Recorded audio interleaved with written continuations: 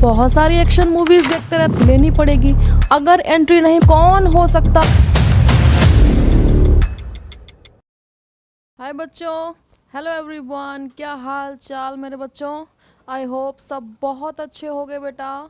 तो चलो यहाँ पे स्टार्ट करते हैं अपना मैकेनिज्म ऑफ हार्मोन एक्शन। ठीक है, एक्शन, बहुत सारी एक्शन मूवीज देखते रहते हैं। ठीक है, और कहते हैं जिसमें एक्शन होगा अपन तो उसी पिक्चर को देखने जाएंगे जिसमें हीरो बढ़िया मार दाड़ करता हुआ दिखाई दे।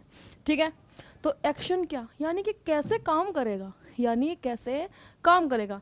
सारी की सारी ग्लैंड्स पढ़ ली, सारे के सारे हार्मोन पढ़ लिए, उनके फंक्शन पढ़ लिए कि ये कराएगा, ये वो कराएगा, समझ पा रहे हो। लेकिन कैसे भाई साहब, कैसे। ठीक है, तो देखो हार्मोन एक्शन दो तरीके से होगा बेटा। ठीक है, एक तो यहाँ पर हम पहले ये जान लें कि आखिर हार्मोन्स कितने टाइप्स के होते हैं। ठीक है, आखिर हार्मोन्स कितने टाइप्स के होते हैं। तो देखो ध्यान दो बेटा इधर, अगर हम बात करें यहाँ पर types of hormone, types of hormones, तो दो कैटेगरी में इसको डिवाइड करेंगे, दो कैटेगरी में इसको डिवाइड करेंगे। पहला तो हो गया अपना जो जल में घुलनशील, यानी कि जो वाटर सॉल्युबल होंगे बेटा। ठीक है, वाटर सॉल्युबल। ठीक है, दूसरा जो जल में नहीं ना घुलेंगे। ठीक है, यानी कि वाटर इनसॉल्युबल, और वाटर में इनसॉल्युबल मतलब लिपिड में सॉल्युबल। ठीक है, यहाँ पर क्या हो गया, लिपिड सॉल्युबल, लिपिड सॉल्युबल। ठीक है, अब वाटर सॉल्युबल हार्मोन्स आखिर कौन कौन से होंगे बेटा, आखिर कौन कौन से होंगे। तो देखो यहाँ पर ध्यान दो, जितने भी हमारे प्रोटीनिशियस नेचर के हार्मोन्स हैं, ठीक है, प्रोटीन्स हार्मोन्स या फिर पेप्टाइड हार्मोन्स, जैसे कि ग्रोथ हार्मोन, जैसे कि इंसुलिन। ठीक है, कैसे हो गए, प्रोटीन नेचर के, या फिर किसी अमाइनो एसिड के डेरिवेटिव हो, जैसे कि हमारा एपिनेफ्रिन। तो ये किस पर आएगा, ये कहाँ से होगा, ये देखो ये क्या होगा, कैसे होंगे, ये वाटर सॉल्युबल होंगे। समझ पा रहे हो इतनी बात। ठीक है, तो देखो यहाँ पर कौन कौन से, जैसे कि हमारे प्रोटीन्स, जैसे कि हमारे पेप्टाइड्स। ठीक है, या फिर हमारे अमाइनो एसिड डेरिवेटिव। ठीक है, अमाइनो एसिड डेरिवेटिव। ठीक है, तो ये कौन होगा बेटा, वाटर सॉल्युबल हो गए। अब आ जाओ लिपिड पे, लिपिड में कौन से होंगे, जितने भी हमारे कौन से हार्मोन्स, जो भी हमारे सेक्स कॉर्टिकॉइड्स हैं, समझ पा रहे हो, सेक्स कॉर्टिकॉइड्स हैं, सेक्स हार्मोन्स हैं, बाकी एड्रिनल कॉर्टेक्स के और भी हार्मोन्स। ठीक है, जैसे कि कॉर्टिसोल, जैसे कि एल्डोस्टेरॉन, समझ पा रहे हो, मिनरलो कॉर्टिकॉइड बोलते हैं ना एल्डोस्टेरॉन को, और कॉर्टिसोल को क्या बोलते हैं, ग्लूकोकॉर्टिकॉइड। ठीक है, तो जितने भी यहाँ पर क्या होंगे बेटा, एड्रीनल कॉर्टेक्स के हार्मोन्स। ठीक है बेटा, एड्रीनल कॉर्टेक्स के हार्मोन, और इसके साथ साथ हमारे सेक्स हार्मोन्स। ठीक है, और इसके साथ साथ हमारे सेक्स हार्मोन्स, ये कैसे होते हैं, ये होते हैं बेटा लिपिड सॉल्युबल। समझ पा रहे हो।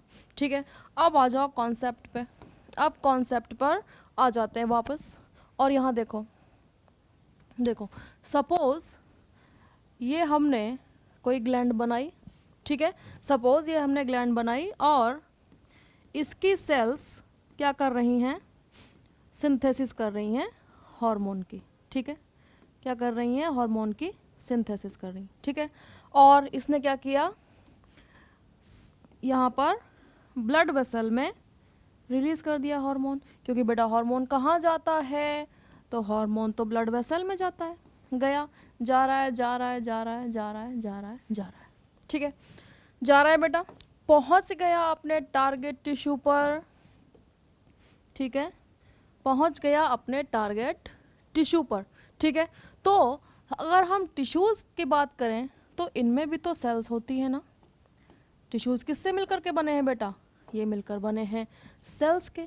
और सेल जब होगी तो उसकी बाहर की प्लाज्मा मेम्ब्रेन भी होगी। ठीक है, क्या होगा? प्लाज्मा मेम्ब्रेन भी होगी ना बेटा। तो देखो, अगर यहाँ पर इस हार्मोन को एक्शन करना है, यहाँ पर इस हार्मोन को एक्शन करना है, तो इस सेल के अंदर एंट्री लेनी पड़ेगी। अगर एंट्री नहीं मिल पा रही है तो एटलीस्ट अपना मैसेज सेल को डिलीवर करना पड़ेगा बेटा। ठीक है, तो आखिर कैसे करेगा? तो अगर इस पार्ट को यहाँ पर हम बना करके देखें तो देखो, मान लो ये बनाई हमने, ये बनाई प्लाज्मा मेम्ब्रेन। ठीक है, तो देखो प्लाज्मा मेम्ब्रेन जब हम देखते हैं तो क्या कहते हैं, ये लिपिड बाई लेयर से बनी होती है।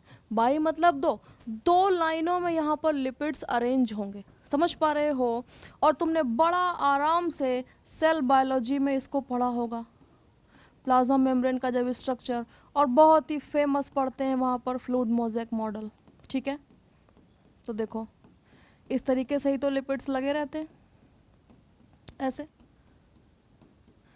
एक लेयर इधर से और एक लेयर इधर से, समझ पा रहे हो? ठीक है, ये लगे हैं हमारे लिपिड्स। और जब यहाँ पे बेटा लेयर ही लिपिड्स की बनी है तो बताओ क्या वाटर सॉल्युबल को घुसने देगी? क्या वाटर सॉल्युबल को घुसने देगी? या फिर यहाँ पर मान लो आ गया हमारा हार्मोन। ठीक है, मान लो हार्मोन आ गया और चिल्ला रहा है कि मैं आ गया, मैं आ गया। क्या लिपिड बाई लेयर से होकर के क्रॉस हो सकता है ये वाटर सॉल्युबल हार्मोन? तो नहीं हो सकता। ठीक है, दूसरी ही तरफ दूसरा आया, बोला अपन तो लिपिड सॉल्युबल है, तुम्हारे अंदर से होकर के निकल सकते हैं। तो बोला ठीक है, आप जाइए, आप मत जाइए।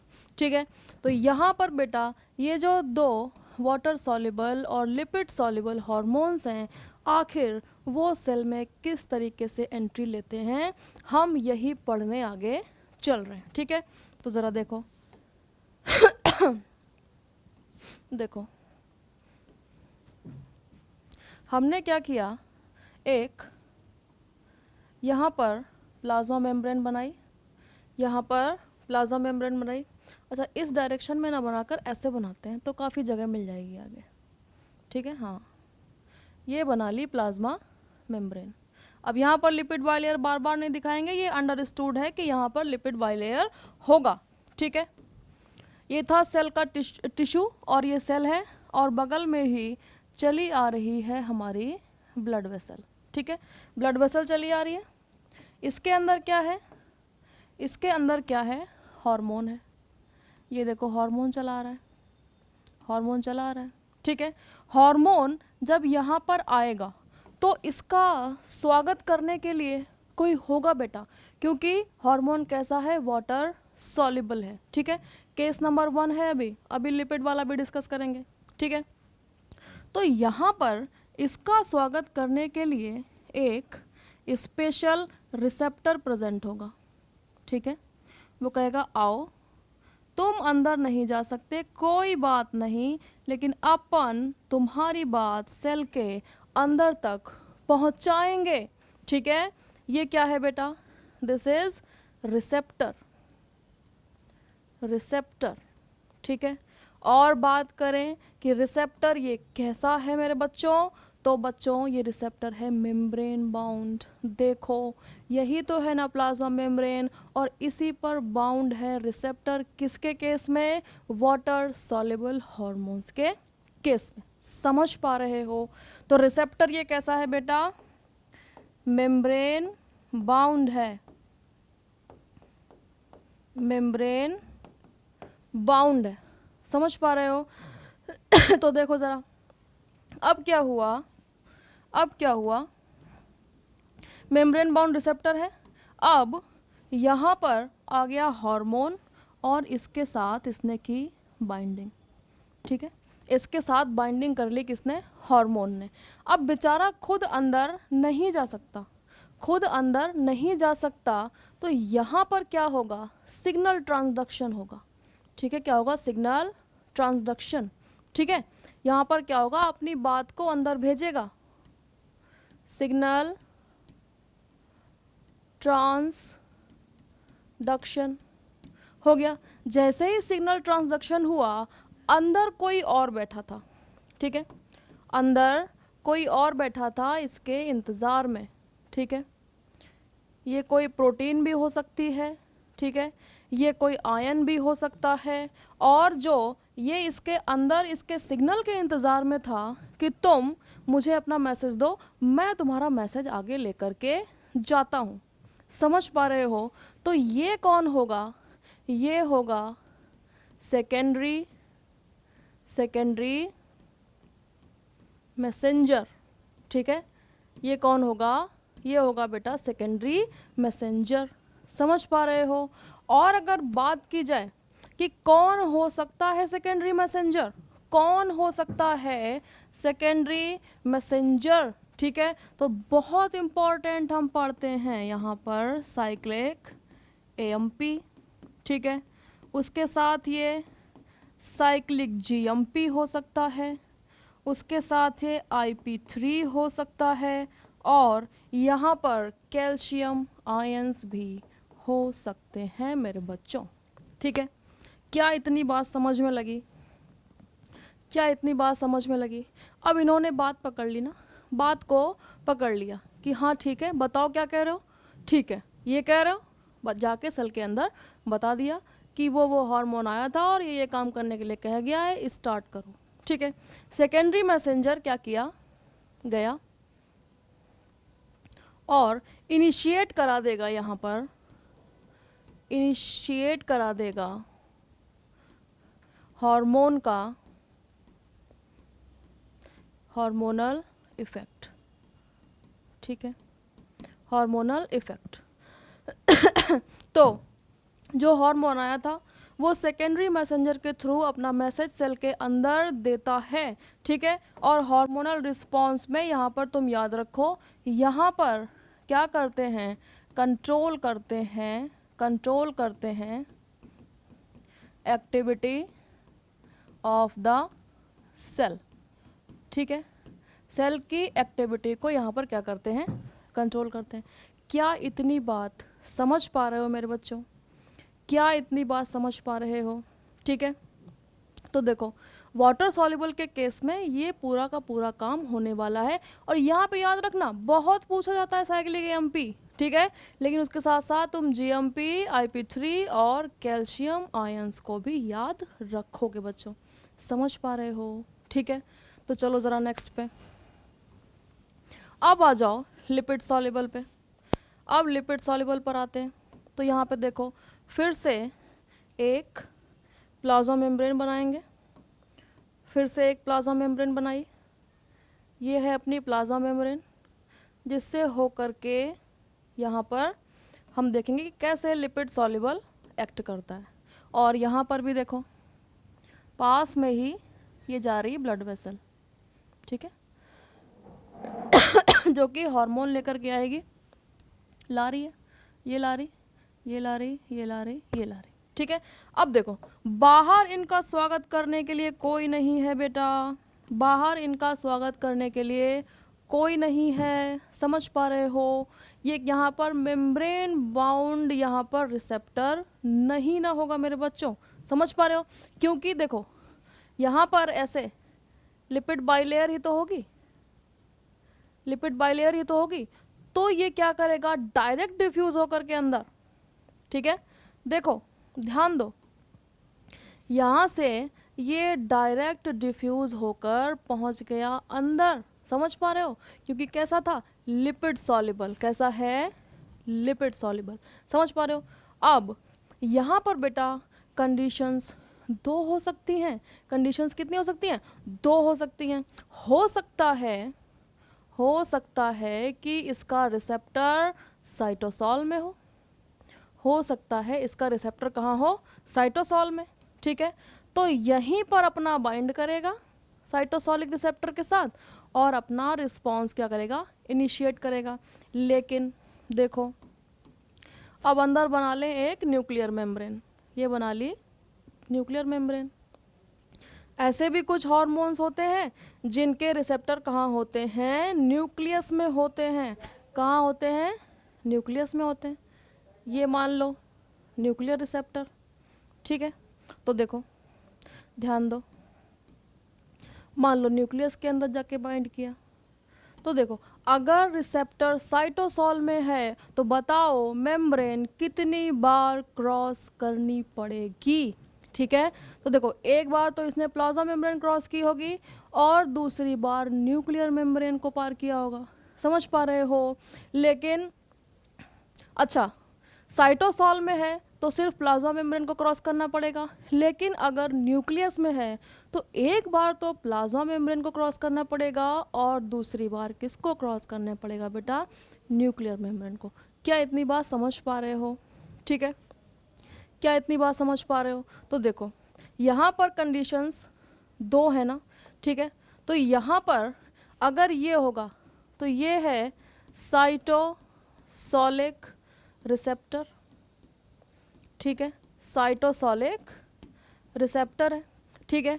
और ये हो गया तुम्हारा हार्मोन प्लस साइटोसॉलिक रिसेप्टर कॉम्प्लेक्स, ठीक है, साइटोसॉलिक रिसेप्टर कॉम्प्लेक्स। लेकिन अगर इधर आ जाओ, लेकिन अगर इधर आ जाओ तो ये क्या हो गया, hormone plus nuclear receptor complex, ठीक है, न्यूक्लियर रिसेप्टर कॉम्प्लेक्स। क्या इतनी बात समझ पा रहे हो बेटा, ठीक है, क्या इतनी बात समझ पा रहे हो, ठीक है। तो देखो ज़रा यहाँ पर ध्यान दो। अब देखो अगर बात करें कि आखिर कौन कौन से ऐसे हार्मोन्स हैं हमारे जिनकी पहुँच न्यूक्लियस तक है, जिनकी पहुँच न्यूक्लियस तक है, ठीक है। जैसे कि जो हमारे थायराइड हार्मोन्स हैं, जो हमारे थायराइड हार्मोन्स हैं उनकी पहुँच न्यूक्लियस तक है बेटा। जैसे कि एग्जाम्पल हो गया हमारा थायराइड हार्मोन्स, ठीक है, थायराइड हार्मोन्स, इनकी पहुंच कहाँ तक है, न्यूक्लियस तक है, समझ पा रहे हो। और अगर यहाँ पर बात करें, यहाँ के एग्जाम्पल कौन हो सकते हैं, तो यहाँ पर हो सकता है एल्डोस्टेरॉन, एल्डोस्टेरॉन, यहाँ पर हो सकता है कॉर्टिसोल, और यहाँ पर थायराइड हार्मोन के साथ साथ हो सकता है अपना ईस्ट्रोजन और हो सकता है टेस्टोस्टेरॉन, ठीक है, समझ में लगा। और बहुत ही फेमस एग्जाम्पल, जैसे कि मान लो एग्जाम्पल लें प्रोजेस्टेरॉन का, तो इसके रिसेप्टर इधर भी होते हैं और इधर भी होते हैं, समझ पा रहे हो, समझ पा रहे हो इस चीज़ को, ठीक है।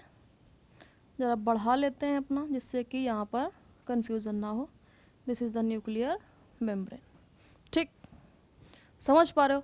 अब बेटा बन गया कॉम्प्लेक्स, अब कॉम्प्लेक्स बन गया तो न्यूक्लियस के अंदर कौन बैठा होगा, डीएनए बैठा होगा, ठीक है, ठीक है, डीएनए बैठा होगा।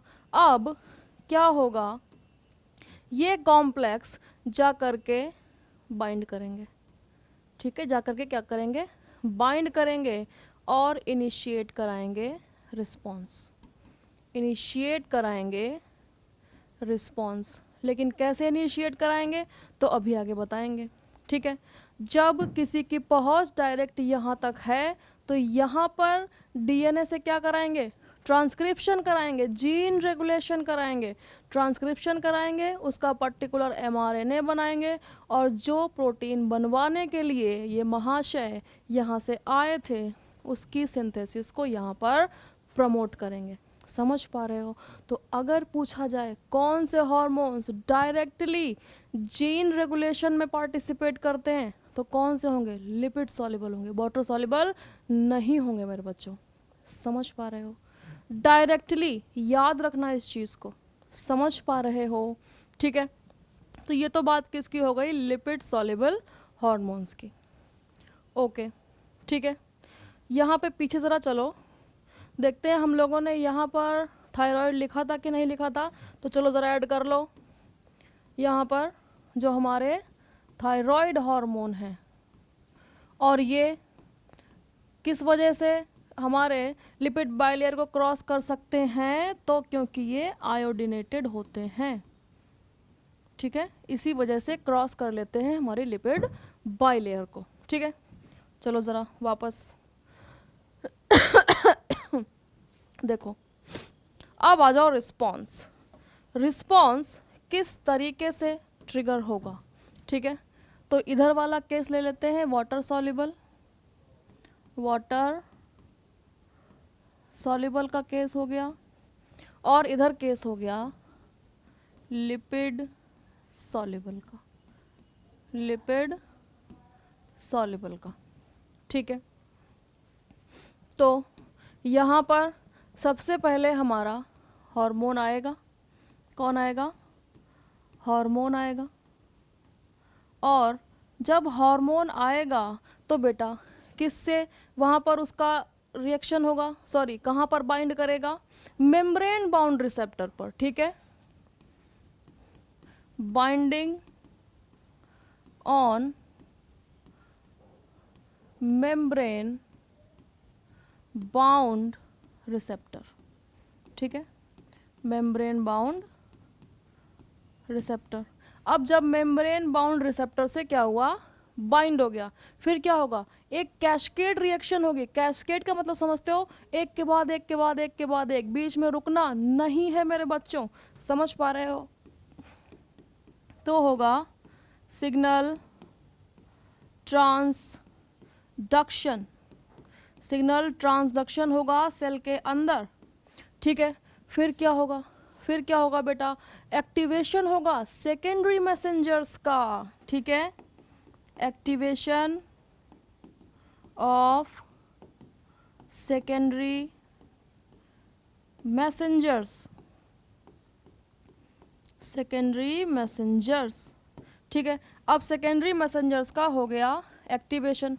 अब क्या होगा? अब आएगा इंट्रासेलुलर रिस्पॉन्स। ठीक है, मतलब सेल के अंदर का रिस्पॉन्स, इंट्रा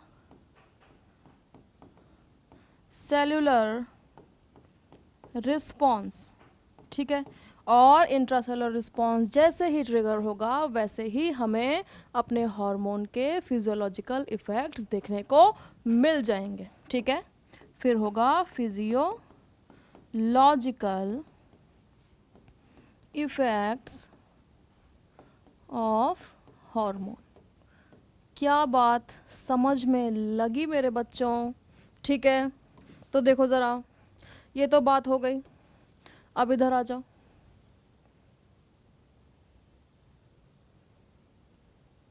ठीक है, अब इधर आ जाते हैं। अब बात करो लिपिड सॉल्युबल की। ठीक है, तो मान लो यहाँ पर भी आया हार्मोन, आया अपना हार्मोन आया। ठीक है, अब हार्मोन क्या करेगा? यहाँ पर हार्मोन क्या करेगा?